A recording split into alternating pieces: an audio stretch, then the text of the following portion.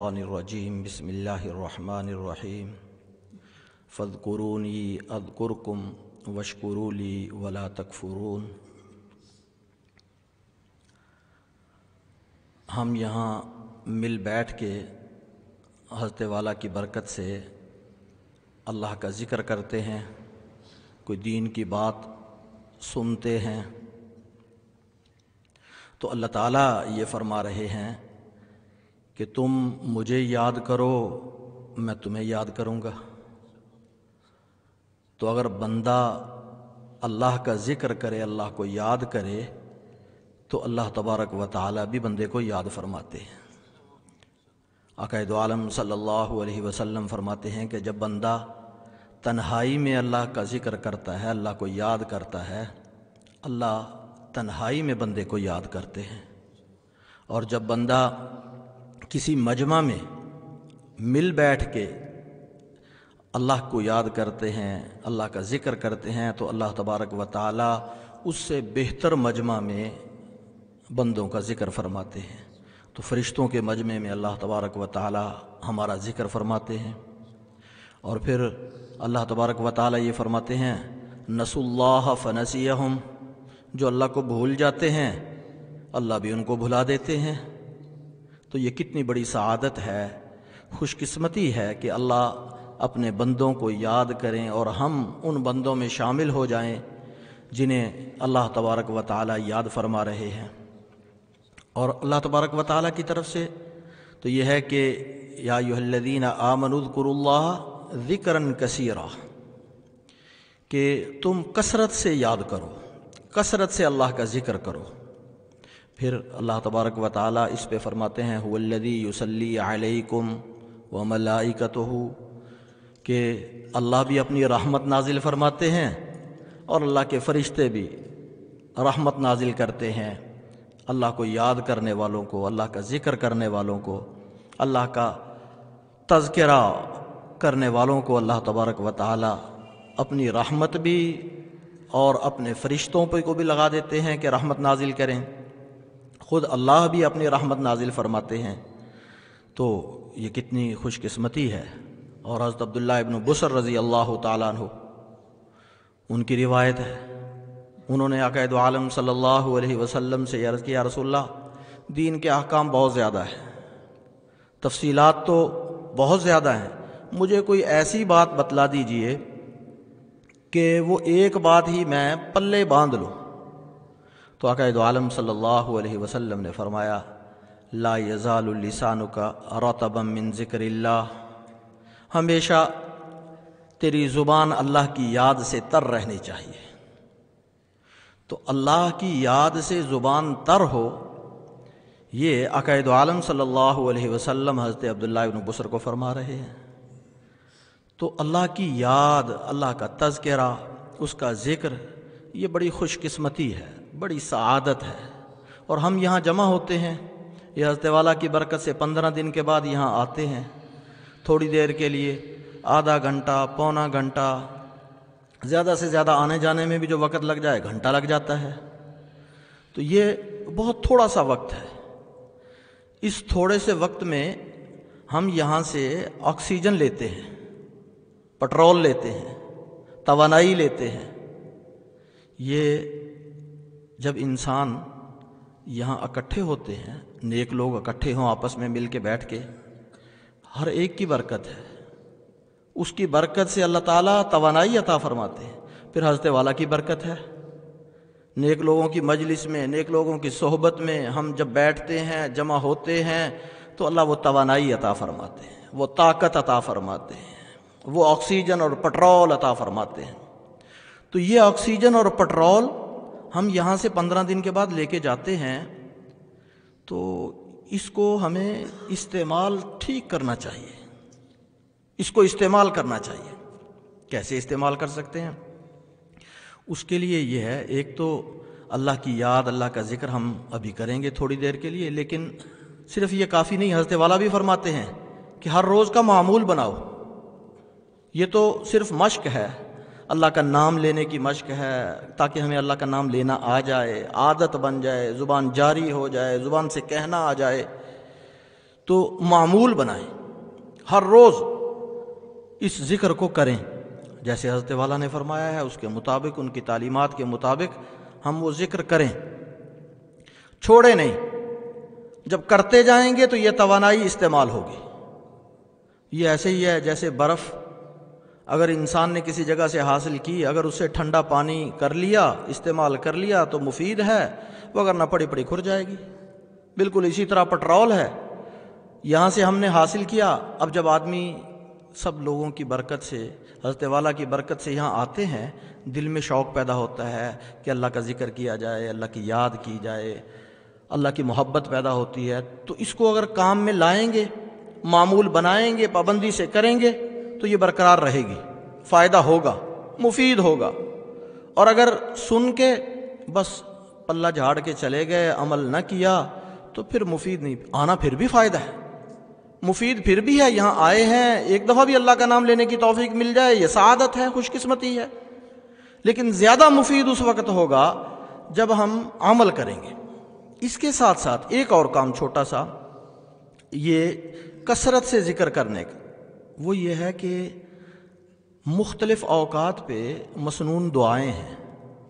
مثلا مسجد میں داخل ہونے کی دعا ہے، اللہم افتح لی ابواب رحمتک، مسجد سے نکلنے کی دعا ہے، کھانا کھانے سے پہلے کی دعا ہے، کھانا کھانے کے بعد کی دعا ہے، سونے سے پہلے کی دعا ہے، سو کے اٹھنے کی دعا ہے، سفر شروع کرنے سے پہلے کی دعا ہے، سفر پورا ہو گیا اس کی دعا ہے، بیت الخلاء میں جانے سے پہلے کی دعا ہے، بعد کی دعا ہے، بازار میں جانے کی دعا ہے، بازار میں داخل ہونے کی دعا ہے، اور کسی جگہ پہنچ گئے ہیں، اتر گئے ہیں، وہاں کی دعا ہے۔ یہ ساری دعائیں اگر تھوڑی سی توجہ سے ان کا معنی سمجھ کے ہم یہ دعائیں پڑھنے لگ جائیں تو پھر کثرت سے ذکر کرنے والے بن جائیں گے۔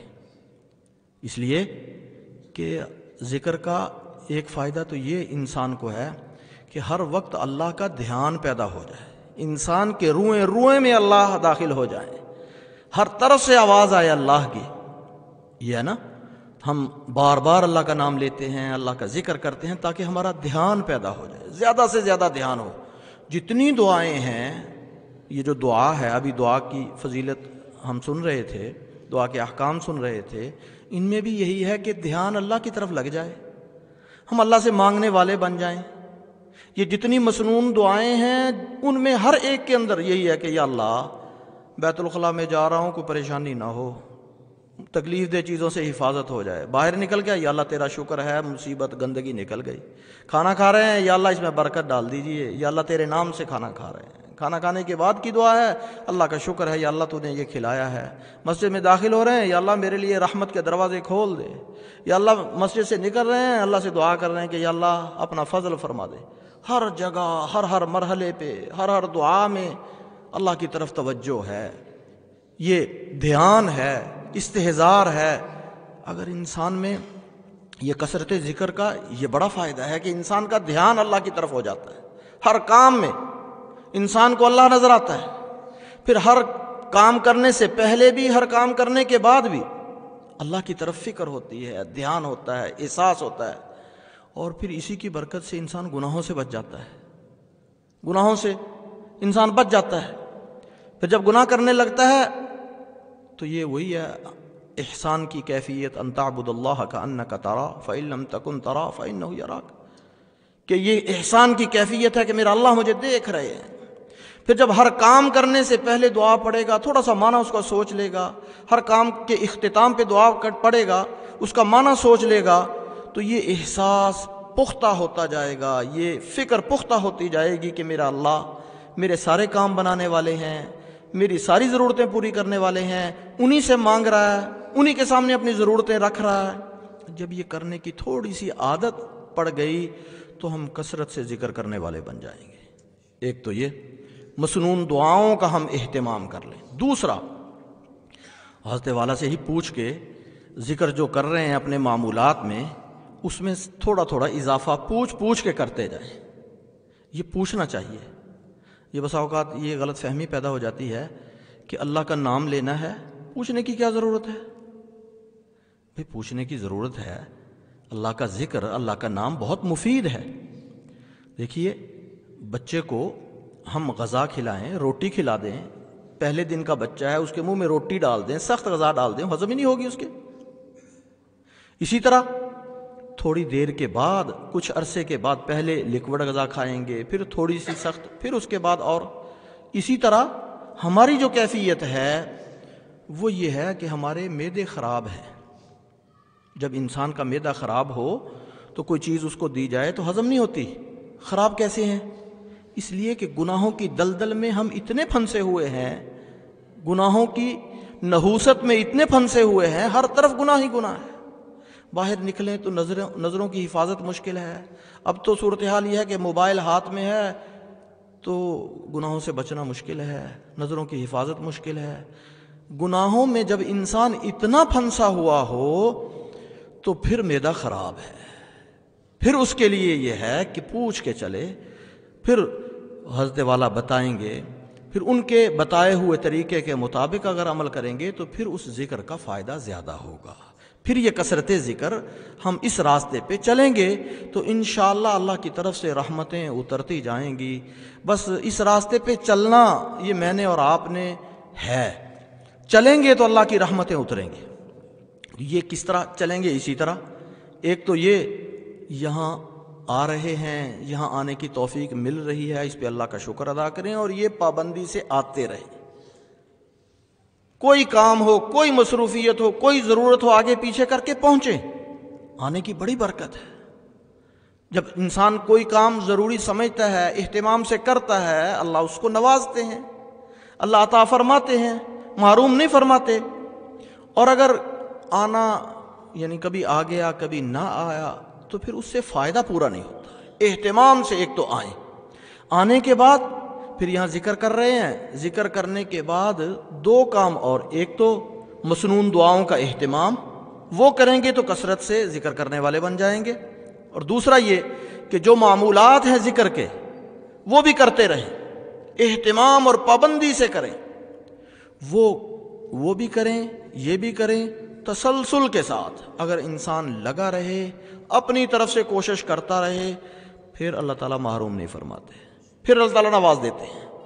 لیکن اگر انسان سستی کرے، لاپرواہی کرے یا اپنے کام میں کوتاہی کرے تو پھر کمزوری ہے، پھر پورا فائدہ نہیں ہوتا۔ ہاں، وہ ملتقی صاحب دامت برکاتہم کا وہ شعر ہے، قدم راہ الفت میں ہوں تو منزل کی ہوس کیسی۔ یعنی اصل مقصد یہ ہے کہ اس راستے پہ میں نے اور آپ نے، ہم سب نے چلنا ہے۔ یعنی اپنے دل دماغ میں ذکر کریں گے تو اس کی برکات پیدا ہو جائیں، ہر وقت اللہ کا دھیان پیدا ہو جائے، ہر وقت یہ احساس ہو جائے کہ ذکر زبان سے کر رہے ہیں، احساس بھی ہو کہ میرے مالک سے مانگ بھی رہے ہیں۔ جتنی دعائیں ہیں یہ مسنون دعائیں، ان سب میں دعا ہی ہے۔ ایک تو ہے نا اپنی حاجتیں مانگنا، ایک ہے مختلف مواقع پہ دعائیں کرنا، ان سب میں اللہ سے مانگنا ہی ہے، یہ دھیان ہی ہے۔ یہ اس دھیان کے ساتھ اس منزل پہ چلنا ہے۔ تو حضرت کا شعر کا دوسرا مصرع ہے کہ عین منزل ہے تھکن سے چور ہو جانا، کہ اس راستے میں چلتے جاؤ، اپنی طرف سے محنت کرتے جاؤ، منزل کی پرواہ نہیں ہے، پھر انشاءاللہ یقیناً اللہ تبارک و تعالی کامیابی عطا فرمائیں گے۔ تو گویا حاصل یہ کہ اس مجلس کا، حضرت والا کا، مجھے اور آپ سب کو زیادہ سے زیادہ استفادہ کرنا چاہیے، پابندی سے، اہتمام سے آنا چاہیے، اور پھر صرف آنا نہیں، اس کو مفید بنانے کے لیے ایک تو ذکر کا اہتمام، پوچھ کے اس میں اضافہ، اور دوسرا مسنون دعاؤں کا اہتمام۔ بس یہ 2-3 کام کر کے ہم لگے رہے تو انشاءاللہ اللہ کی رحمت بہت نازل ہوگی، اللہ کا فضل بھی بہت ہوگا۔ اللہ مجھے اور آپ کو عمل کی توفیق عطا فرمائے۔